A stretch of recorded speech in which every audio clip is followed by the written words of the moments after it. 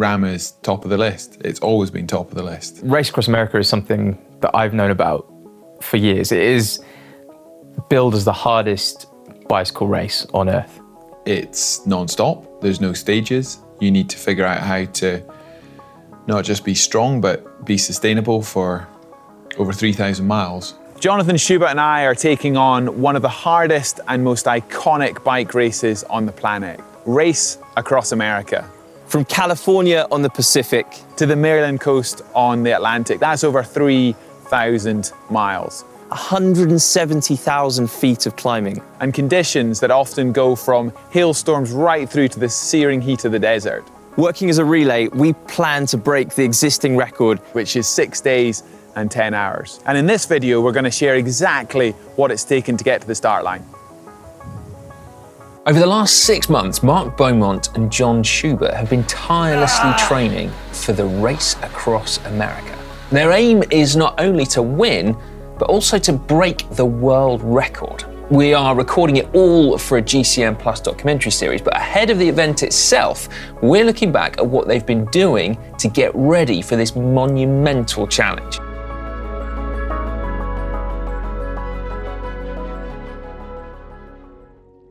The thing I love about RAAM is I feel like it's my entire career in terms of experience squashed into a week. I don't think there's many riders who have ridden as far as me for records. You know, I've gone around the planet twice, the length of the Americas, the length of Africa. You know, I've crisscrossed well over 100 countries. You know, for me, this is a dream come true because I'm riding with Mark Beaumont and no one knows ultra racing like Mark. So we're a two-man relay team and that means that basically we can just go bloody fast for 6 days.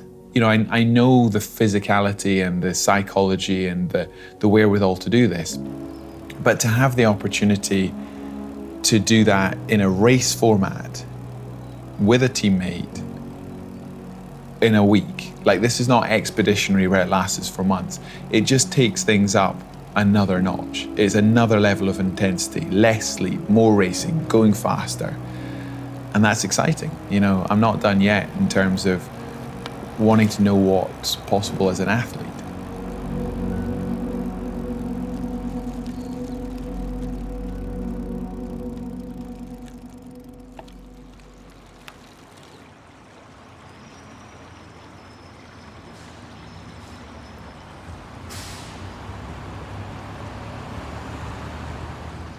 This is a huge challenge for the pair, potentially made harder by the fact that they've never even met before. Their first opportunity to do so comes at a 500-mile charity bike ride in the depths of winter. We won't be racing, but it'll be good to get to know one another. You know, I think we're gonna be a great team. I really do. I need us to be a great team. I think that's the reality at this point. Okay.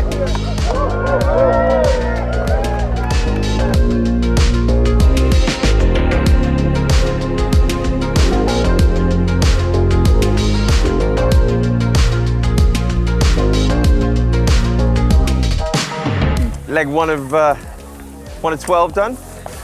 Quite enjoyable so far.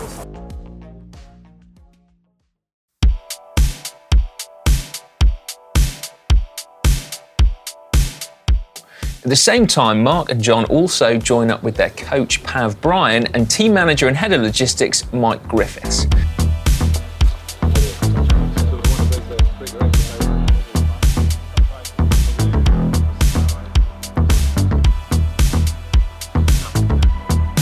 So my name is Pav Bryan and I'm a professional cycling coach.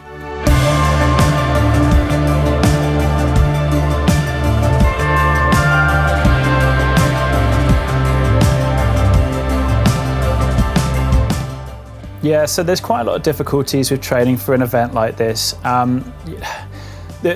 Aside from obviously trying to control all our controllables and making sure that they are as prepared as possible for this, they will need time to adapt to each other and, you know, trust each other.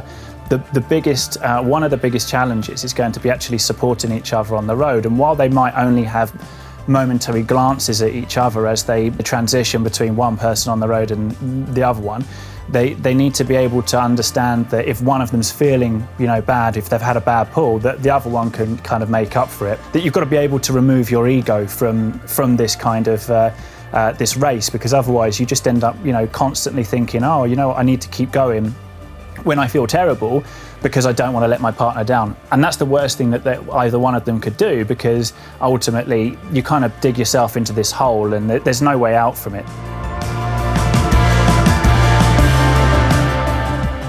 As well as planning their training, their whole race strategy needs to be worked out. It is a non-stop relay for over 6 days. How do they divide it up? With two riders coming from different backgrounds, it's a topic of much debate.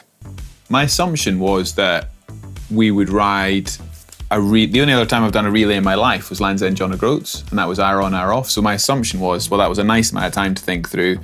It's not too long, you can keep a higher effort. And America's just 4.5 times longer.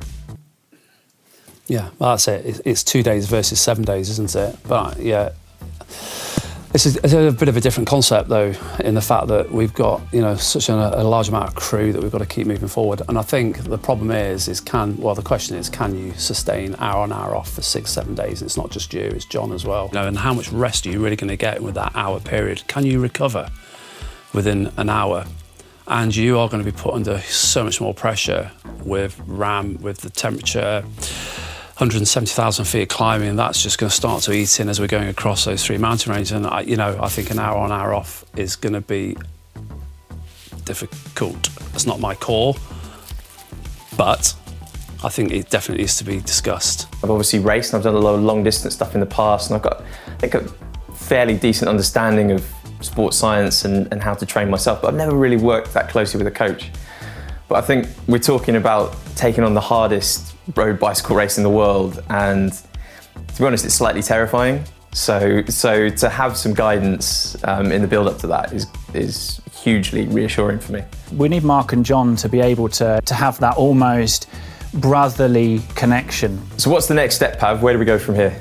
Absolutely. So first we're going to get some baseline numbers. So we're going to give you some testing just to see where you are physiologically, each of you. And then I'm going to take that away and start to look at the training that you both need to do as to meet the demands of Race Across America, because I can already see it's going to be wildly different between the pair of you.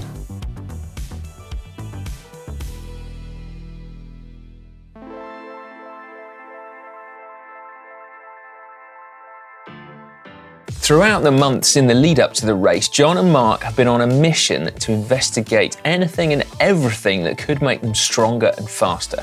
At Loughborough University in the UK, the pair go through rigorous physiological tests to find new ways to optimise their training and also their fuelling strategies, plus a variety of strength tests. So it's important to know all of those variables to help optimise their training, to make sure that they're basically every bit of training they do is working on the appropriate areas of physiology, and also the fuel utilisation side, so understanding how much fat and how much carbohydrate they use is helpful to guide their nutritional strategy as well.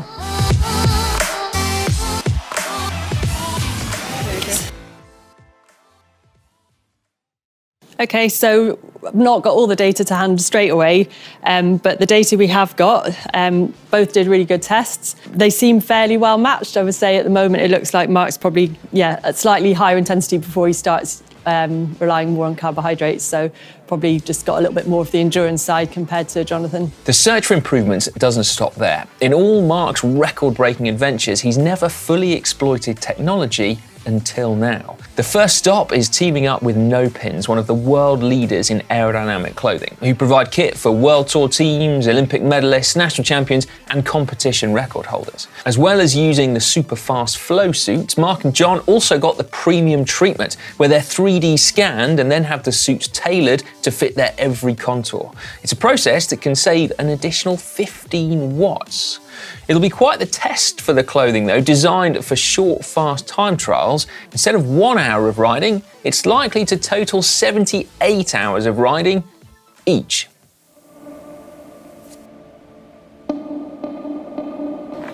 With over 3,000 miles to cover and 170,000 feet of climbing, any tech advantage gained will help Jon and Mark inch closer to their goal of breaking the pair's world record. To put it in context, just 20 watts saved is about 2 minutes for every hour of riding, which then adds up to about 5 hours saved in total over the course of the race. Hi, my name is Ed Beechner-Collins, and I'm the head of athlete sponsorship and management at Argon 18, and I also help with the No-Show product. So as part of our support to athletes, we want to make sure that the position and the equipment that they're using on our bikes, we find as many gains or watts as possible to give them the best possible performance, and obviously ensure that our bikes are as competitive as possible for the athletes. Getting onto a track means that it's a controlled environment, and we can change one thing at a time and see what makes a difference. So I'm getting ready for the baseline test. Everything we do today will be compared to this, whether I get slower or faster. Well, no, these are the numbers I have. This is the aerodynamic drag I have to start with.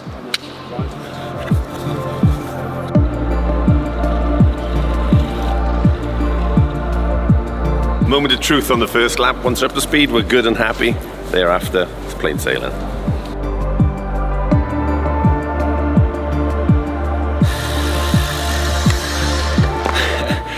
Oh, it's fun being back on the track. It's amazing how little effort you put in to go at that speed on it. But it is weird when you suddenly get used to that, plus get used to being on the track again. So I've got slightly shorter cranks. I've changed onto 170s, and I've actually, slightly counterintuitively, I've put a higher riser underneath my handlebars. So you'd sort of think, well, to get aero, I need to get as low as possible, absolutely slam it. But I've actually got the highest possible spacer on it, which is a 7 centimeter, I think. So I'm higher, and I can hear the air whistling through my helmet. So it's a bit disconcerting what I feel as a bike rider compared to what Ed here is seeing in terms of my CDA, getting really geeky about it. The only point in doing today is nothing to do with my fitness. It's to do with, can you get this big lump to get cut through the air a little bit better. I'm being told what I already know. I'm not very aerodynamic. So what we look for, because of course one of the biggest resistance you face when you're riding your bike is against the wind, so we're trying to reduce the drag of the rider, so that could be a combination of things. Position on the bike is a major one, equipment choices, so helmet, the type of clothing they wear. In this case today, we're looking at things like bottles, which are important for hydration, especially with what Mark and Jonathan have to do for long distance. I think this is interesting. This is really useful data to know. In the real world, when you're doing these expeditionary distances and you're pushing yourself really hard, what happens between your ears and how effectively you can fuel for the challenge is more important. I don't care how aero your helmet is. If you can't keep your legs turning, and mentally if you can't stay in the game, then I don't care how aero tested you are. So this stuff is important. This is really, really good to layer on top of, have we actually got the confidence that we can get across America consistently and fast? The sort of savings we're seeing already is, between 10, 15 and 20 watts of a difference, which means basically they're not having to expend as much energy or produce as much power to maintain that speed. In the end, it appears that Jon had already found most of the gains that he can get from his bike, whereas Mark still had plenty.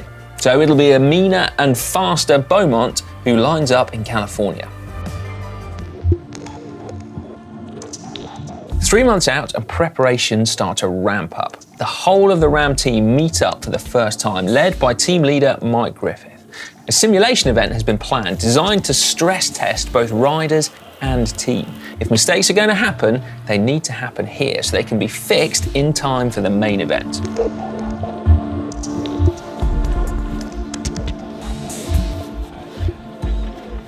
Yeah, I'm raring to get going. I slept well last night, so yeah, I don't really know what to expect. I guess it's unknown territory. I've ridden for 2 days non-stop before, but I haven't done it in relay, and what that means is you can push a bit deeper than you would on your own. Push a bit harder, recover, push a bit harder. So there's going to be unknown sensations. I'm excited though. The beautiful parts of Britain we're going around. The weather's come out for us. So yeah, just get out there and pedal and see what happens. Yeah, I think just logistics, like getting everything in a van and accessible, and planning for someone's food or everyone's food for the next 4 hours, actually quite a lot. Library routes.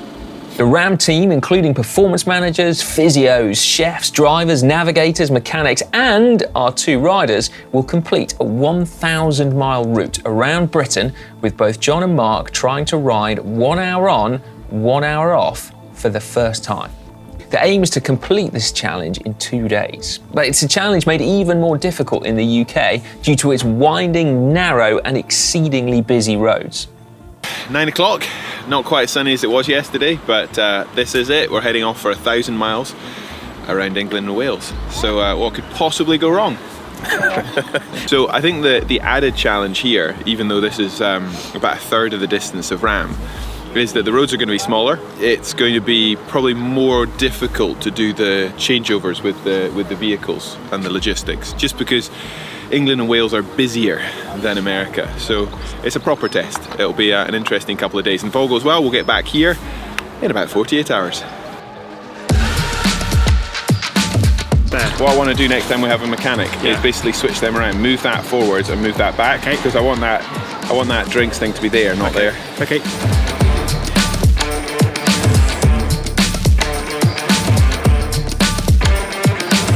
Other than the transitions, which take a couple of seconds, we just won't know one another exist. I have absolutely no doubt that Mark just goes out there. He's like a metronome, like a machine. He'll pull his legs, and so I just leave him to it, and I focus on myself.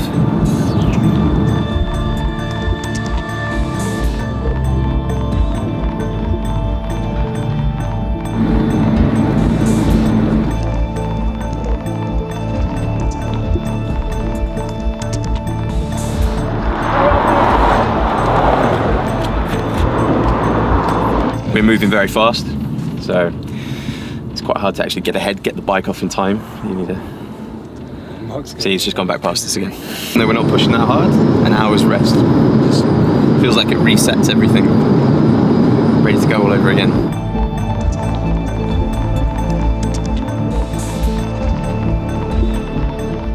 Starting to get my head into gear for the night shift, which is always a completely different headspace.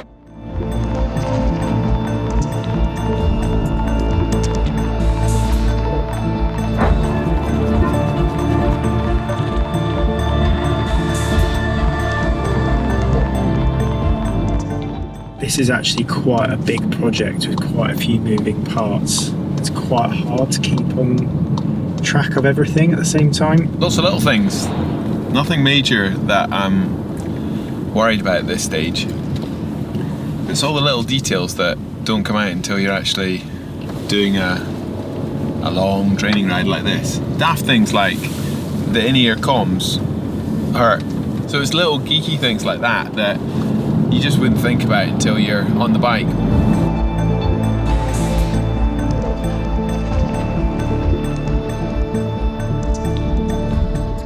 First night change, we've got Jonathan coming round about shortly. So I'm going to direct him to come inside of Mark. He needs to put his foot down and then Mark can set off.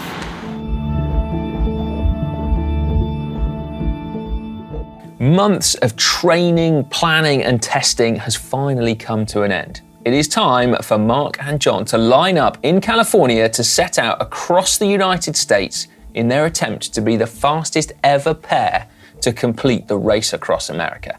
It is a huge task, and only time will tell if they are up to the challenge. I'm really excited. I think we come from different backgrounds, but we're a very, very strong pairing for RAAM. And yeah, this fills me with a huge amount of confidence that not only will we win it in the summer, there's a good chance we'll break that record. Their race will be up on GCN Plus soon, but to see how they're getting on, make sure you follow GCN on social media for regular updates. In the meantime though, have a look at some of the other incredible films of feats of endurance over on GCN Plus.